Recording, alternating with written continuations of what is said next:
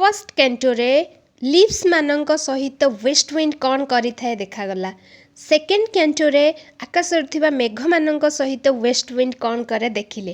Third स्टांजारे देखिबा Mediterranean सी बा water land उपरे वेस्ट विंड रो कौन इंपैक्ट रही।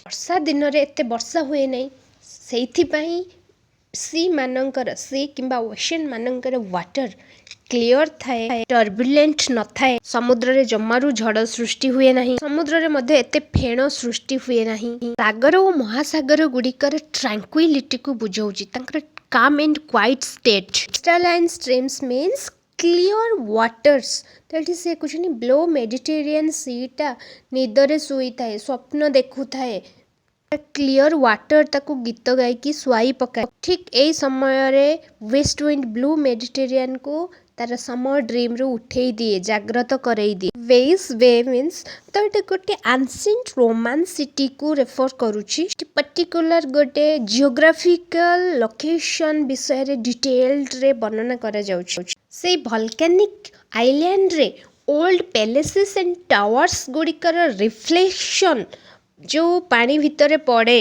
से गुड़िक ट्रेम्बलिंग और क्विवरिंग होतिबार देखा जाए। अर्थात पानी रे जेकोसी रिफ्लेक्शन पड़ले हेटे कण हलचल देखा जाए, कांस्टेंट स्थिर हेकी स्टेबल हेकी रुहे नहीं। दिन समय रे वाटर टा क्लियर थाए, क्लियर सनलाइट जो क्लियरली विजिबल होता है। जो पैलेस आउ टावर्स गुड़ा पानी भितर जो पैलेस आउ टावर्स गुड़ा भग्न अवस्था रे थिबारु तो से सब मस फ्लावर्स शैवाल जातीय एमती सब गछ छोट छोट फूल हो जाइए।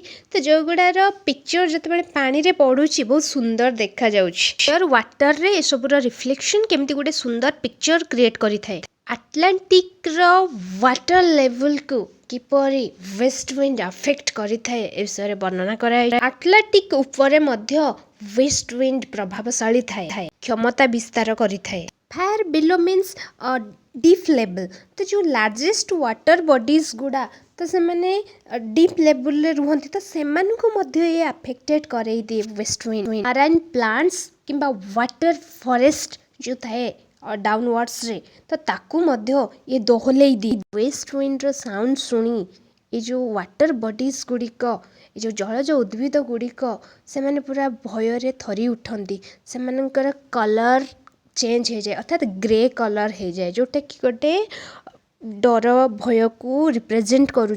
वेस्ट विंड हेविली जितेबाला ब्लो करे छोट छोट जलज उद्भिद गुड़ी को भांगी रुजी पकाए, लुचा कुचा करी पकाए।